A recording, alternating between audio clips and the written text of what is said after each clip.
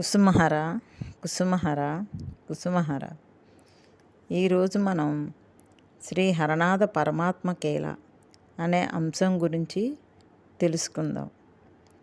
శ్రీ రమాప్రసాద్ తారాప్రసాద్ ఘోష్ కుమారుడు మరియు శ్రీ కుసుమహరనాథ ఆంతరంగిక భక్తురాలైన శ్రీమతి తమాలిని తమ్ముడు.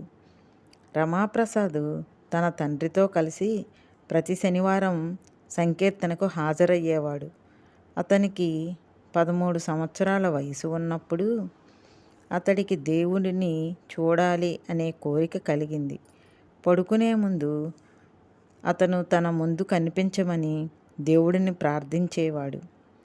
ఒకరోజు ఏడుస్తూ నిద్రలోకి జారుకున్నాడు. ఆ రోజు కలలో తనను చూసి నవ్వుతున్న శ్రీహరనాథుడి అద్భుతమైన మూర్తిని చూశాడు. బాధపడకు, నేను త్వరలో వస్తున్నాను అన్నాడు శ్రీహరనాథుడు.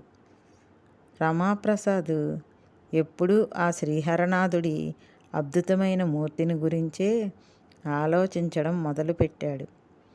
శ్రీహరనాథు నుండి ఒక ఉత్తరం వచ్చింది. నాన్న, చింతించకు, నేను ఎల్లప్పుడూ నీ దగ్గరే ఉంటాను.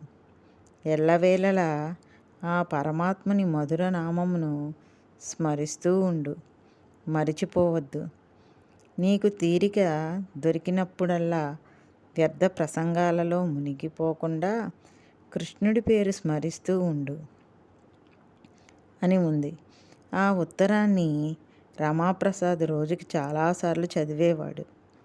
రోజులు గడిచాయి.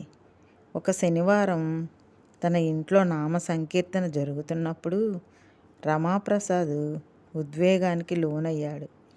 ఆ సమయంలో సంకీర్తన మధ్యలో శ్రీహరనాథ్ ఆనందముగా నృత్యం చేయడం చూశాడు.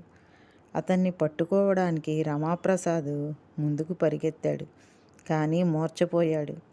అతని స్పృహలోకి వచ్చాక ఆ రోజు సంకీర్తనలో భగవంతుడు పాల్గొన్నంత ఆనందం కలిగిందని భక్తులు వ్యాఖ్యానించడాన్ని అతను విన్నాడు. తను చూసింది భ్రమ కాదని రమాప్రసాద్కి నమ్మకం కలిగింది. కొన్ని రోజుల తర్వాత అతను శ్రీహరనాథ్ నుండి ఒక లేఖను అందుకున్నాడు. గత శనివారం సంకీర్తనలో నేను చాలా ఆనందించాను.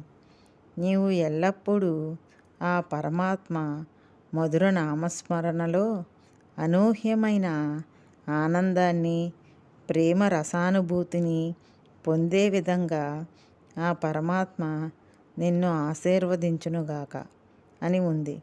ఆ ఉత్తరాన్ని చదువుతూ ఎనలేని ఆనందాన్ని అనుభవించడమే కాక పరమాత్ముడే తనతో ఇలా సంభాషిస్తున్నాడు అన్న విషయాన్ని గ్రహించి శ్రీహరనాథునిపై అచంచలమైన విశ్వాసాన్ని పొందాడు. శ్రీహరనాథుడు ఇతనిని ప్రేమగా మామా అని సంబోధించేవారు.